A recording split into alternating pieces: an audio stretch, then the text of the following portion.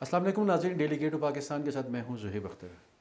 ناظرین، 13 جولائی کو گلگت بلتستان میں ان ہاؤس تبدیلی کے بعد وزیر اعلیٰ حاجی گلبر خان گلگت بلتستان کے حکومت کے وزیر اعلیٰ منتخب ہوئے، چیف ایگزیکٹو منتخب ہوئے۔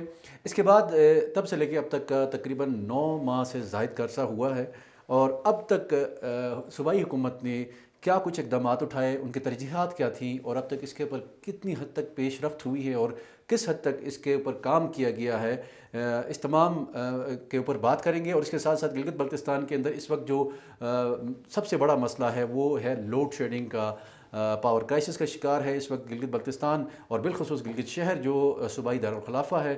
اس والے سے بھی ہم بات کریں گے، اور اس پر بات کرنے کے لیے آج ہمارے ساتھ موجود ہیں وزیر اعلیٰ گلگت بلتستان کے ترجمان فیض اللہ فراق صاحب۔ سر، آپ کو خوش آمدید کہتے ہیں۔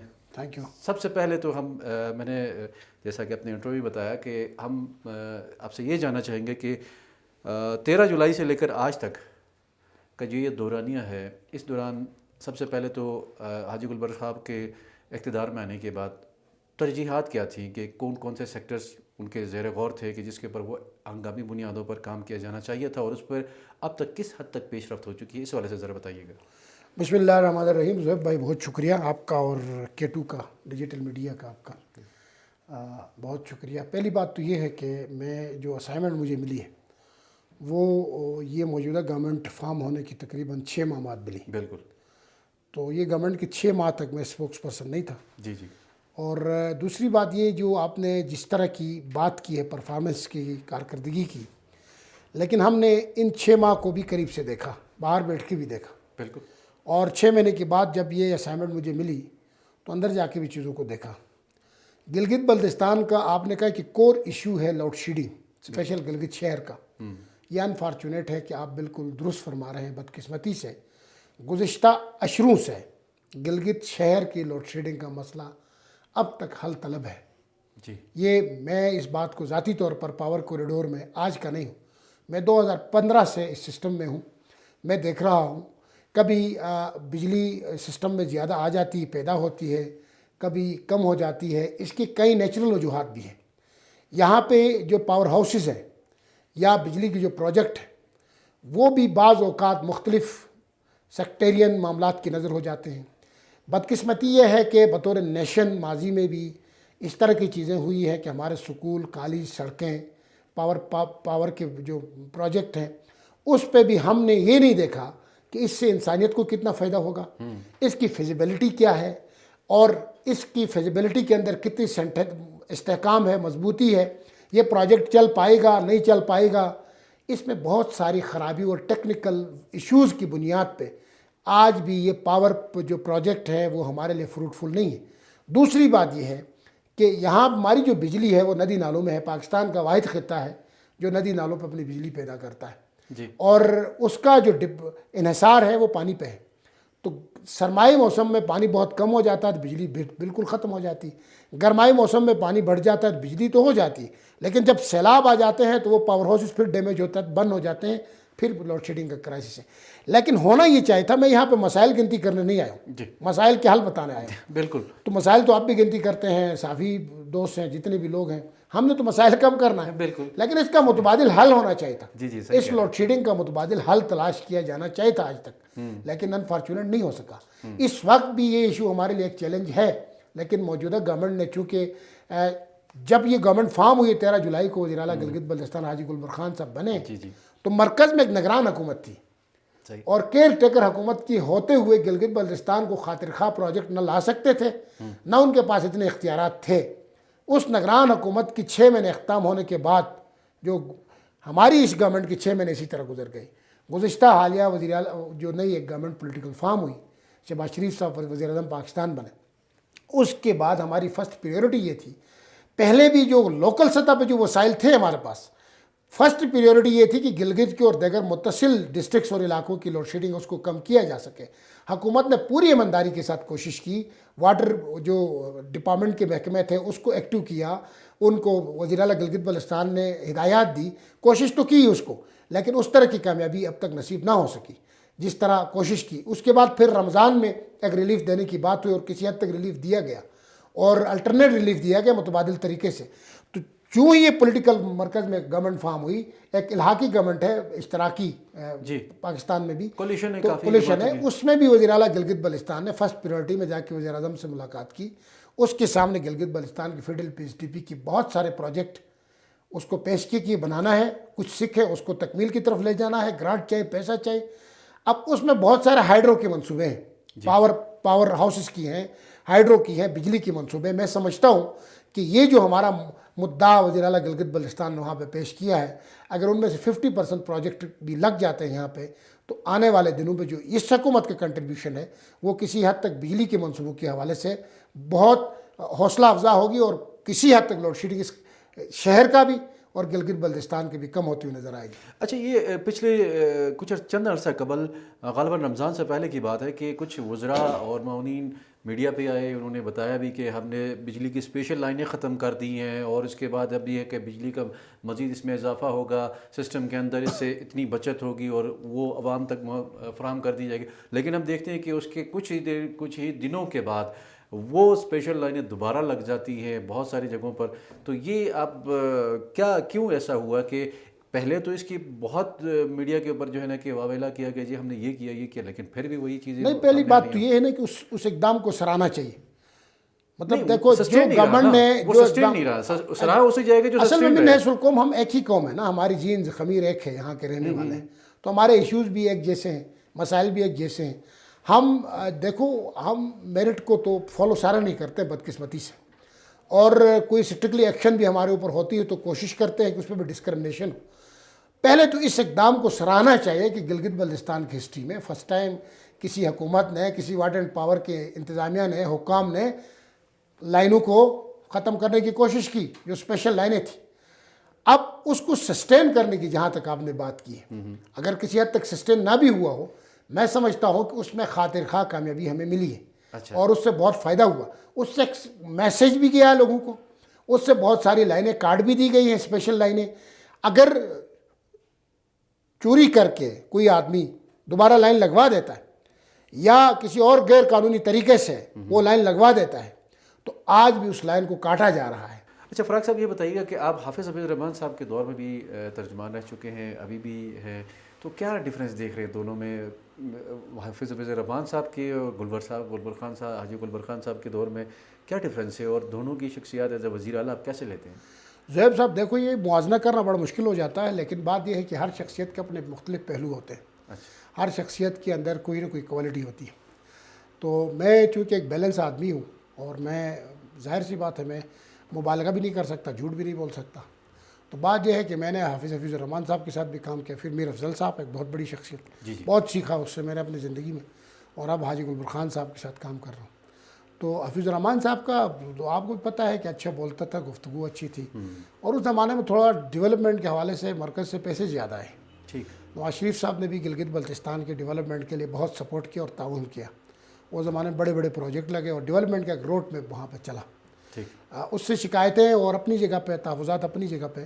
اس حکومت میں نے بالکل فری آف کاسٹ میں ایک حساب سے کام کیا.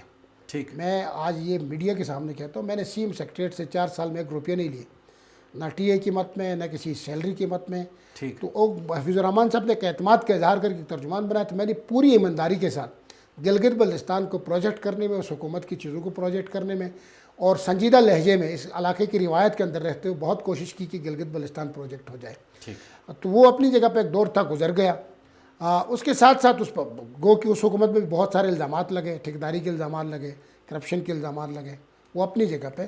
لیکن اس کے بعد جو نگران حکومت بنی تھی اس میں میر افضل خان صاحب جو ہے نگران وزیر اعلیٰ بنے, بہت سنجیدہ میچور آدمی تھے, اس سے بہت لرن کرنے کا موقع ملا. حالانکہ ٹائم بہت کم تھا, لیکن اس کے زندگی کا جو تجربے کا جو نچوڑ تھا وہ بہت زیادہ تھا. میں نے بہت ایکسپیرینس فائدہ اٹھایا, سیکھا. اس کے بعد خالد خورشید صاحب آئے, چونکہ وہ تحریک انصاف کی حکومت تھی, اس حکومت میں ایڈجسٹ نہ ہو سکا. اس کے بعد یہ جو موجودہ رجیم چینج کی بات, ایک حکومت یہاں پہ بنی ہے, حاجی گلبر خان صاحب جو گلگت بلتستان کے اس وقت وزیر اعلیٰ ہیں, اس کے اپنے ذات کی مختلف پہلو ہیں. انتہائی عاجز, ملنسار اور ڈاؤن ٹو ارتھ آدمی ہے, اور اس کے سوچ اور ویژن اس طرح کا ہے. میں چونکہ وقت اس کے ساتھ گزارا تو مجھے اندازہ ہے کہ وہ چاہتا ہے کہ گلگت بلتستان کے تمام لوگ مل کر اس خطے کو تعمیر و ترقی کی طرف لے کے جائیں. اس کی یہ سوچ ہے کہ وہ یہاں رنگ نسل ذات پات سے بالا ہو کر ایک ایسا گلگت بلتستان کو بنائیں جس میں تعمیر و خوشحالی ہو، امن ہو، اتحاد ہو. اور وہ اس وقت بھی چاہتا ہے کہ مرکز میں جا کے چل کے پرائم منسٹر کے پاس بھی اس دن اس نے جا کے گلگت بلتستان کا مقدمہ بھی پیش کیا. چونکہ ہم گرانٹی ہیں، وفاق کے گرانٹ جب تک نہیں آتا ہم نہیں چل سکتے، ہم وفاق سے متصل ہیں، وابستہ ہیں. تو ادھر گلگت بلتستان کے سارے بڑے ایشوز کو، فرسٹ جو سب سے بڑا گلگت بلتستان کے اس وقت ایشو جو اپنے ہم پاؤں پہ مستقبل میں جا کے کھڑے ہو سکتے ہیں، وہ واٹر یوزر چارجز ہیں. اس خطے کے واٹر یوزر چارجز کا اتنا بڑا جو ہمارا ایک مقدمہ ہے گلگت بلتستان کا، جو فرسٹ ٹائم حاجی گلبر خان صاحب نے اس مقدمے کو اٹھایا ہے. کسی میں توفیق نہیں ہوئی اس ایشو کو اٹھائیں. پہلی دفعہ نہ صرف اس ایشو کو اٹھایا بلکہ وزیر اعظم کو بھی یہ مقدمہ پیش کیا. اس نے کہا کہ واٹر یوزر چارجز جو گلگت بلتستان کے ہیں، جو دیور بادشاہ کل کو بنے گا، جو بڑے پروجیکٹ بنیں گے ہمارے پانیوں پہ، اس کی ہمیں یوزر چارجز ملیں گے. اس سے یہ علاقہ اتنا مستفید ہوگا، یہ اپنے پاؤں پہ کھڑا ہوگا. دوسرا سب سے بڑا جو ہمارے جو تجاویز تھی، اس میں سب سے بڑی تجویز یہ تھی کہ NFC کے اندر، نیشنل فائنانس کمیشن کے اندر گلگت بلتستان کی حصہ داری کو یقینی بنایا جائے. ٹل دا سولوشن آف کشمیر، یا ہمارا مقدمہ NFC کا تو ہم متنازع نہیں ہے نا. دیکھو NFC کا جو شیئر ہے، میرے رائٹس کبھی متنازع نہیں رہے، میرے حقوق کبھی متنازع نہیں رہے. رائٹس جو ہیں ٹل سولوشن آف کشمیر NFC میں ہماری حصہ داری کو یقینی بنایا جائے، یہ مقدمہ پیش کیا ہے. تیسرا ڈسٹرکٹس کی بات کی. چوتھے نمبر پہ جو وہاں پہ مختلف GB کی جو پروجیکٹ تھے گلگت بلتستان کے، فیڈرل پہ SDP کے اندر کچھ پھنسے ہوئے ہیں، کچھ نئی منصوبے ہیں. اس میں ہائیڈرو کی بھی پروجیکٹ ہیں، پل ہیں، اس میں سڑکیں ہیں، اس میں مختلف ٹوریزم کے حوالے سے مختلف پروجیکٹ ہیں. ان سب کو پیش کیا. اور امید ہے وزیر اعظم نے جس طرح کا رسپونڈ دیا ہے وزیر اعلیٰ گلگت بلتستان کو، کہ ہم پر امید ہے کہ آنے والے دنوں میں، چونکہ پرائم منسٹر نے گلگت بلتستان کا دورہ بھی کرنا ہے مئی کے فرسٹ ویک تک انشاءاللہ، توقع ہے کہ وہ بہت سارے پروجیکٹ کا اعلان بھی کریں گے. اور اس خطے میں بہت سارے منصوبے نئے لگ بھی جائیں گے. ہمیں ایسا رسپونڈ ملا ہے کہ ہم پر امید ہے کہ فیوچر میں جائے کہ سال 1.5 سال کا جو ٹینیور ہمارے پاس ہے، اس میں گلگت بلتستان کو اپنی بساط سے بڑھ کے کچھ نہ کچھ نئی ایسی چیز دے کے جائیں گے جو آنے والی نسلوں کو انشاءاللہ یاد رہے گا. فراق صاحب یہ بتائیے گا، آپ نے بہت ہی اہم ایک چیز کی طرف اشارہ کیا جو NFC کے حوالے سے. یہاں کے عوام کا بھی مطالبہ ہے کہ اگر ہمیں اس کو ریلیٹ کیا جاتا ہے سبسڈی سے، کہا جاتا ہے کہ سبسڈی اگر ہمیں ختم کی جاتی ہے تو ہمیں NFC میں شامل کیا جائے. تو آپ کیا سمجھتے ہیں اس حوالے سے کس حد تک پیش رفت ہوئی وفاق؟ نہیں جواب بھائی، یہ سبسڈی والا معاملہ ڈیبیٹیبل ہے. ہم بہت سارے میڈیا پہ آ کے اس چیزوں کو کھل کے نہیں بتا سکتے. دیکھو ہم کب تک سبسڈیز پہ گزارا کریں گے، کب تک ہم منحصر رہیں گے چیزوں کے اوپر. دیکھو خود انحصاری کیا نہیں آئے گی اس خطے میں. ہم نے خود انحصاری کبھی نہیں لانا ہے، کبھی خود انحصاری کی طرف نہیں چلنا ہے. وہ گندم کی بوری آئے نہ آئے، وفاق پیسہ آئے نہ آئے، ہم تو ادھر سٹک ہو جاتے ہیں. ہمیں جانا ہے خود انحصاری کی طرف. بطور قوم ہمیں خود انحصاری کی طرف جانا. خود انحصاری کی طرف جانے کے لیے ہمارے پاس ٹولز ہیں. ہمارا واٹر پوٹینشیل ہے گلگت بلتستان کا. یہ خطہ اتنا امپورٹنٹ ہے، جیو پولیٹیکل امپورٹنس ہے اس کی، گلوبل کنفلکٹ یہاں پہ ہے، ریجنل کنفلکٹ ہے، واٹر سیکیورٹی کے اعتبار سے امپورٹنٹ ہے. ہمارے ریسورسز ہے. اگر بطور قوم ہم تیار ہو جائیں اس خطے کو اپ لفٹ کرنے کے لیے تو ہم پورے ملک کی خدمت کر سکتے ہیں یہاں سے نکل کے، لیکن ہم خود تیار نہیں ہیں. آج بھی میں یہ سمجھتا ہوں کہ گلگت بلتستان کے اگر ہمارے یہ جو وسائل ہیں اس کے منصفانہ طور پر ہم یوٹیلائز کریں، بطور نیشن پیس مینٹین کرتے ہوئے، اتحاد قائم کرتے ہوئے، جو ڈائیورسٹی ہے یہاں پہ سیکٹیرین، لنگوسٹک، ریجنل، اس کو ایک اپرچونٹی میں بدلتے ہیں تو یہ خطہ بہت جلد ترقی کر سکتا ہے. میں سمجھتا ہوں کہ NFC میں حصہ داری کے بعد، واٹر یوزر چارجز ہمیں ملنے کے بعد، ہمیں کسی چیز کی کسی سبسڈی کی ضرورت نہیں، ہم اپنے پاؤں پہ کھڑے ہو سکتے ہیں. یہ مجھے بتائیے گا ایک اور چیز کے ہیلتھ کے حوالے سے اگر بات کی جائے تو سابق دور حکومت میں صحت کارڈ تھا جس کے ذریعے گلگت بلتستان میں یا پورے پاکستان میں کی بات کریں یا ہم گلگت بلتستان کی بات کریں تو غریب سے غریب بندہ بھی اس سے استفادہ حاصل کر رہا تھا. لیکن وہ اب ختم کیا گیا یا اس کو روک دیا گیا ہے. اسٹل وہ اپنی جگہ پر موجود ہے. پچھلے دنوں کہا گیا کہ اس کو ریسٹور کیا گیا ہے لیکن ابھی تک اس کے اوپر کوئی نظر نہیں آ رہا کہ کوئی کام ہوتے ہوئے. کہاں تک یہ مسئلہ پہنچا ہے، اس کے اوپر کب تک پیش رفت ہوگی؟ یہ جو ہیلتھ کارڈ تھا، جی یہ بہت اچھا اقدام تھا ماضی میں بھی جس نے بھی کیا تھا. یہ شروع تو ویسے اس سے پہلے شروع ہوا تھا. یہ ویسے نواز شریف کی حکومت تھی، یہ ہیلتھ کارڈ کا آغاز اس حکومت میں ہوئی تھی. پھر عمران خان صاحب کی حکومت میں یہ زیادہ فعال ہوا تھا. تو اس کے بعد یہ کارڈ بند ہونے کی وجہ سے بہت سارے غریبوں کی یہ بہت بڑا جینوئن مسئلہ ہے. بالکل. اور اب بھی مسائل کا سامنا ہے. اس مسئلے کو دیکھتے ہوئے چیف منسٹر گلگت بلتستان حاجی گلبر صاحب نے وزیر اعظم کو پہلے خط لکھا تھا، پھر اس سے پراپر اس کے بعد میٹنگ بھی ہوئی تو اس میں ہیلتھ کارڈ کا ایشو بھی تھا. اس کو پراپر طریقے سے کنوے بھی کیا اور بتا بھی دیا ہے کہ یہ ہمارا غریب علاقہ ہے، یہاں کے غریب لوگ ہیں، چھوٹی موٹی بیماریاں ہو جاتی ہیں، ان کو ان کے مسائل کا رکاوٹ پیش آ رہی ہے. کوئی رکاوٹ نہیں ہے. اب اس کی بحالی ہو جائے گی. इंशाल्लाह इस पर पूरा काम हुआ है। अच्छा। और बहुत जल्द उम्मीद है पुरुमीद वज़ीर आज़म के दौरे के बाद या दौरे में ही इसका भी अनाउंसमेंट हो जाए और उसके बाद इसकी बहाली मुतवक्को है और हम पुरुमीद है कि हेल्थ कार्ड दोबारा शुरू हो जाएगा इंशाल्लाह। अच्छा, एक चीज़ अमजद एडवोकेट साहब के हवाले से बताएंगे कि अमजद एडवोकेट साहब अक्सर कहते हैं कि मौजूदा हुकूमत पीटीआई की है, तो आपसे ही मैं जानना चाहूँगा कि आप पीटीआई की इस वक्त हुकूमत में एज अ तर्जुमान आप मौजूद हैं? नहीं, वो या अमजद ये भी कहा जाता है, वो ये भी कहते हैं कि खालिद खुर्शीद साहब पीछे से बैठ के अहकाम दे रहे हैं, तो आपको भी कोई अहकाम दिए हैं? नहीं, देखो, अमजद हुसैन साहब एडवोकेट साहब हमारे भाई हैं, जी जी, एक पार्टी को हेड करते हैं, गिलगित बल्तिस्तान की एक मौसर आवाज़ है। हमें इन लोगों को जब देखते हैं तो हमें एक हौसला मिलता है कि हम गिलगित बल्तिस्तान में आने वाले दिनों में हमारे पास लोग हैं, हम उसकी कदर भी करते हैं। लेकिन बात यह है कि ये जो गवर्नमेंट है इस वक्त, ये एक कौमी हुकूमत है, ये पूरी दुनिया को पता है। ये गिलगित बल्तिस्तान के तारीख की वाहिद हुकूमत है अच्छा, जिसमें जीबी की सारी जमातें शामिल हैं, सिवाय एक दो मजहबी जमातों की। ठीक, सारी सारी पॉलिटिकल जमातें इसमें हैं जो फेडरेशन की जमातें, सारे सेक्ट, तमाम मसालिक की रिप्रेजेंटेशन है, तमाम ज़बानों की रिप्रेजेंटेशन, तमाम छोटी बड़ी कौमों की रिप्रेजेंटेशन है। ऐसी हुकूमत कभी आपने देखा जो खूबसूरत गुलदस्ता हो मुख्तलिफ रंगों का? अब अगर इस गुलदस्ते को बतौर स्ट्रेंथ अगर टेकअप हम करते हैं, इत्तेहाद को फ़रोग देते हैं और इस हुकूमत को एक स्ट्रेंथ समझ कर सब मिल के गिलगित बल्तिस्तान की तामीर के लिए आगे बढ़ते हैं, तो मैं समझता हूँ कि हमारे मसाइल बहुत कम हो सकते हैं। एक कौमी हुकूमत है, ये किसी की नहीं है, कौमी हुकूमत है जिसमें तमाम लोग शामिल हैं। और मज़ीद भी हम उम्मीद रखते हैं कि गिलगित बल्तिस्तान की और अपोजिशन में बैठी जमातें भी सपोर्ट करेंगी। हम तो सबको साथ लेके चलना चाहते हैं गिलगित बल्तिस्तान में। ये गिलगित बल्तिस्तान सबके घर है, इस घर की तामीर में सब ने मिल के कोशिशें करनी। अपोजिशन तो रहेगी, ज़िंदगी भर के लिए रहेगी। अपोजिशन का अपना एक किरदार होता है, वो तनकीद करती, तनकीद बरा इसलाह है। और हम ज़ाती तौर पर, जिस गवर्नमेंट को मैं रिप्रेजेंट करता हूँ ज़ाती तौर पर, मैं समझता हूँ कि जिन कौमों में तनकीद नहीं होती वो कौमें तरक्की नहीं कर सकती। तनकीद एक सेहतमंद माशरे की तश्कील में किरदार अदा करती है और हमारे ऊपर तनकीद अपोजिशन करती है तो हम सेना चौड़ा करते हैं, कम आला ज़र्फ़ के साथ एक्सेप्ट करते हैं।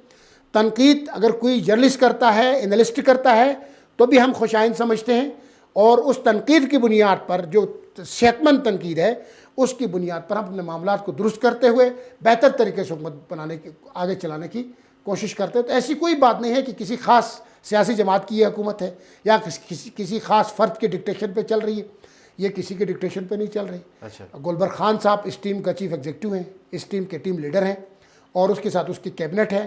कैबिनेट में तमाम सियासी जमातें हैं, पीपल्स पार्टी भी है, PMLN भी है, JUI भी है और फॉरवर्ड ब्लॉक भी है और अब तो हम ख्याल ग्रुप भी, तकरीबन हम ख्याल ग्रुप की भी नुमाइंदगी अच्छा, उसमें ये एक चीज़ आपसे जानना चाहूँगा, अंदरून खाना कुछ बातें चल रही है अदम एतमाद के हवाले से भी, और कहा यह जा रहा है कि अब हुकूमत भी दूसरे जो अपोजिशन मेंबरान हैं उनके अंदर से भी राब्ते कर रही हैं, उनको भी अपने साथ मिलाने की कोशिश। दिनों एक डेवलपमेंट भी हमें सामने आई हमारे सामने मीडिया के, तो किस हद तक ये सदाकत है कि इन चीज़ों आदम एतमाद की तो कोई गुंजाइश नहीं है और कोई चांसेस भी नहीं है, क्योंकि यहाँ पर जो भी एक्टिविटी होती है वो इस्लामाबाद की कंसर्ट के बगैर मुमकिन नहीं होता, क्योंकि इस वक्त मरकज़ में एक पॉलिटिकल गवर्नमेंट है, वो भी एक अलाइंस हुकूमत है। अच्छा, उसमें पीपल्स पार्टी भी उस हुकूमत का हिस्सा है किसी तरीके से, क्योंकि प्रेसिडेंट भी है उनका और मिल के उन्होंने वोट दिया है उस प्राइम मिनिस्टर को मरकज़ में। अब यहाँ भी जो भी तब्दीली आती है वो मरकज़ की कंसर्न से आती है और मरकज़ में वो लोग हैं जिन्होंने ये मौजूदा हुकूमत बनाए।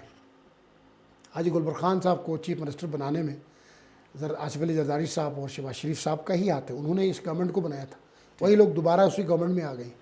तो कोई ऐसी सूरत हाल नहीं है कि क्योंकि वक्त भी थोड़ा सा कम है और डिस्ट्रिक्ट दियामर जो है गिलगित बल्तिस्तान का बैकवर्ड डिस्ट्रिक्ट कहलाता है, वहाँ से 75 साल बाद फर्स्ट टाइम कोई रिप्रेजेंटेशन है। तो ऐसी सूरत में कोई ऐसी बात नहीं है कि गिलगित बल्तिस्तान में कोई तब्दीली इस सूरत में आएगी, ऐसी कोई चीज़ें मौजूद नहीं हैं।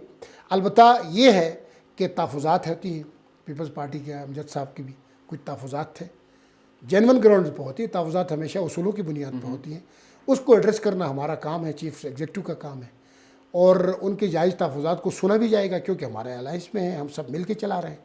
तो उनकी बातों को भी, उनकी तहफ़्फ़ुज़ात को भी, और जो उन्होंने तहफ़्फ़ुज़ात थे वो ख़ुद उनकी टीम जाके वज़ीर आला से इस्लामाबाद में भी मुलाकात कर चुकी है और उनके तहफ़्फ़ुज़ात को दूर करने की सारी यकीन दहानी नहीं, बल्कि इंशाल्लाह जो भी उनके इशूज़ हैं वो वज़ीर आला गिलगित बल्तिस्तान से डायरेक्ट हैं, उनके आपस में गपशप है, इन चीज़ों को दूर किया जाए। एक शख्सियत ने पीपल्स पार्टी में शमूलियत अख्तियार की, अब्दुल हमीद साहब, क्या कहेंगे इसको, आप कैसे ले? हामिद साहब हमारे पुराने तहरीकी साथी हैं। अच्छा, جب ہم اسٹوڈنٹ میں تھے، اسٹوڈنٹ تنظیم جب ہم پولیٹکس طلبہ سٹارٹ کیے تو بلوچستان نیشنل اسٹوڈنٹ آرگنائزیشن میں کا حصہ رہے 2 سال. صحیح. تو حمید صاحب اس وقت چیئرمین ہوا کرتے تھے BNF کی. ٹھیک. تو وقت گزارا، اس وقت ایک ایولیوشن پروسیس سے وہ بھی گزرا، ہم بھی گزرے. ہمارے پھر کچھ اختلافات آ گئے، ہم نے پھر اس سے ریزائن کیا 2011 میں اور مین اسٹریم پولیٹکس کی طرف آ گئے. اب حمید صاحب نے جو مین اسٹریم پولیٹکس میں آیا بہت اچھا کام کیا. ٹھیک. چونکہ وہ مینیفیسٹو لے کے وہ پھر رہا تھا، اس کو گلگت بلتستان کے لوگوں نے تو ایکسیپٹ نہیں کیا. جب لوگوں نے ایکسیپٹ نہیں کیا تو لوگوں کے لیے کرتا تھا تو کیوں کرے گا. ٹھیک. وہ سرنڈر ہوا، واپس آیا، مین اسٹریم ہوا اور اس نے دشمن ایجنڈے کو بے نقاب کیا.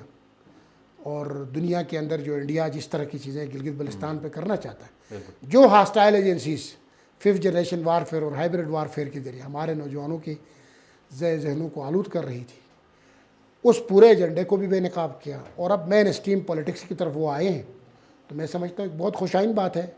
اور پیپلز پارٹی یقیناً جس حلقے سے وہ آیا ادھر اسٹرانگ ہوگی، مضبوط ہوگی.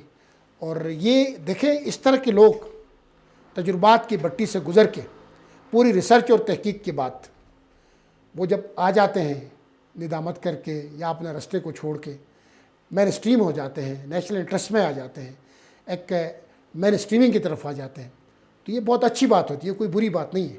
میں اس اقدام کو حمید صاحب کو جو پیپلز پارٹی جوائن کیا ہے، کوئی اسی پارٹی کو تو جوائن کرنا تھا، بالکل خوش آئین ہے، بہت اچھی بات ہے. اور میں سمجھتا ہوں کہ وہ اپنے تجربات کی روشنی میں گلگت بلتستان کو کی مزید آواز بنیں گے مؤثر. اس طرح سے اس دن پریس کانفرنس میں باتیں کی ہیں تو وہ بڑی مؤثر اور اچھی باتیں تھیں. اچھا یہ بتائیے گا کہ قبل از وقت انتخابات کے والے سے بھی ذرا باتیں چل رہی تھی، تو اس والے سے اگر وفاق سے اگر ایسا کوئی چیزیں آ جاتی ہیں یا سامنے تو یا پھر عبوری آئینی صوبے کے حوالے سے جو بات چل رہی تھی، آپ سابق حافظ الرحمان صاحب کے دور میں بھی حکومت میں رہ چکے ہیں، اس وقت ایک مرکز میں سرتاج عزیز کمیٹی کی سفارشات بھی موجود تھیں. ابھی آپ دوبارہ حکومت میں، مرکز میں بھی نون لیگ کی حکومت بھی موجود ہے، پیپلز پارٹی تمام کولیشن بھی ہے، تو آپ کوئی کردار ادا کریں کہ اس جو سفارشات کو دوبارہ ایکٹیویٹ کریں اور اس کے حوالے سے کوئی کام شام کرنے کے حوالے سے کوئی آپ کے ہے کوئی پلان؟ نہیں، اس پہ تو بات چیت اس وقت چل رہی ہے. قبل از وقت انتخابات کی جو آپ بات کر رہے ہیں وہ اس صورت میں ممکن ہے جب گلگت بلتستان کو کوئی پولیٹیکل نیا سیٹ اپ دیا جائے یا کوئی ریفارم آ جائے، کوئی نیا آرڈر آ جائے یا پولیٹیکل ریفارم جائے، پھر تو ممکن ہے کہ کوئی قبل از وقت کوئی یہاں پہ الیکشن بھی ہو سکے. اگر گلگت بلتستان کو عبوری آئینی صوبہ نہیں دیا جاتا ہے یا پولیٹیکل کوئی ریفارم کی طرف نہیں جاتے ہیں تو کوئی 1% بھی چانس نہیں کہ کوئی قبل از وقت، کس کے لیے قبل از وقت انتخابات کریں گے، ٹائم یہ پورا کریں گے. دوسری بات یہ ہے بھی کا جو لوگوں کا ایک ڈیمانڈ ہے کہ پولیٹیکل ریفارمز کے حوالے سے یہ بھی کہ وزیر اعلیٰ گلگت بلتستان کے گزشتہ PM کی میٹنگ میں یہ بھی ایک ایجنڈا تھا جو اس کو پیش کیا گیا پولیٹیکل ریفارمز کے حوالے سے. وہ ایک سرتاج عزیز صاحب کی سربراہی میں ایک کمیٹی بنی تھی نواز شریف صاحب کے دور میں، اور بعد میں جب عمران خان صاحب کی گورنمنٹ فارم ہوئی تو اس میں بھی یہ پھر خاقان عباسی پرائم منسٹر بنے تو اس میں آرڈر 2018 دیا گیا. سرتاج عزیز ریکمنڈیشن امپلیمنٹ نہیں ہوئی بدقسمتی سے. اس کے بعد عمران خان صاحب پرائم منسٹر ہیں، اس نے یوم آزادی گلگت کی ادھر ہیلی پیڈ میں تقریب میں اعلان کر کے کہا کہ ہم عبوری صوبے آپ کو دے رہے ہیں، پولیٹیکل رائٹس دے رہے ہیں، لیکن وہ بھی جا کے امپلیمنٹ نہ ہو سکے. اور اس امپلیمنٹ نہ ہونے میں یہ دعوے سے اور آپ کے چینل کے تھرو کہتا ہوں گلگت بلتستان کی پولیٹیکل رجیم کا ہاتھ ہے جو اس وقت حکومت میں تھی. اچھا، انہوں نے اس کو امپلیمنٹ کرنے نہیں دیا بدقسمتی سے، کیونکہ پھر ہمارے یہاں ذاتی مفادات آڑے آ جاتے ہیں، اپنے پرکس پریولیجز آتے ہیں، اپنے پورے ٹائم کی تنخواہیں آ جاتی ہیں. تو انہوں نے ببانگ دہل وہ رکوایا گیا وہ سیٹ اپ سابق دور تحریک انصاف کی حکومت میں. جی اس میں یہ بن رہا تھا، عمران خان صاحب نے بھی اعلان کیا تھا، اس میں تمام اسٹیک ہولڈر جو ہے پاکستان کے ایک پیج پہ تھے، لیکن اس کو عبوری صوبہ بننے نہیں دیا گیا مقامی لیڈرشپ نے گلگت بلتستان کی جو حکومت میں تھی. تو یہ ایک بدقسمتی ہے، وہ حکومت میں ہوتے ہیں تو کرنے نہیں دیتے ہیں، باہر آتے ہیں تو وہ آئینی حقوق کے نعرے لگاتے ہیں، اور یہ ہمیشہ سے ہوتا رہا ہے اور یہ گلگت بلتستان کے ساتھ ایک مذاق ہے اور ہوتا رہے گا. صحیح ہے. فراق صاحب، آپ سے تو مزید اور چیزوں کے اوپر بات کرنی تھی، لیکن اس وقت ہمارے جو پروگرام کا وقت جو ہے وہ اختتام کو پہنچتا ہے. آپ کا بہت بہت شکریہ پروگرام میں تشریف لائے. بہت شکریہ. ناظرین، آپ نے دیکھا کہ فراق صاحب کے ساتھ ہم نے مختلف موضوعات کے اوپر بات کی، گلگت بلتستان کے اس وقت حالیہ جو کرائسس کا جو سامنا ہے، انرجی کرائسس کا، اس حوالے سے بھی بات کی۔ اس کے علاوہ اوورال سیاسی صورتحال کے حوالے سے اور مختلف سیاسی اور سماجی جو سیاسی جماعتوں کے حوالے سے بھی ان سے بات کی، اور بالخصوص گلگت بلتستان کے جو ایک دیرینہ مطالبہ ہے وری آئینی صوبے کے حوالے سے، اس حوالے سے کیا کچھ چل رہا ہے وہ بھی انہوں نے بتایا۔ یہاں پر ہمارے پروگرام کا وقت اپنے اختتام کو پہنچتا ہے۔ اپنے میزبان زہیب اختر کو دیجیے گا اجازت۔ اللہ حافظ۔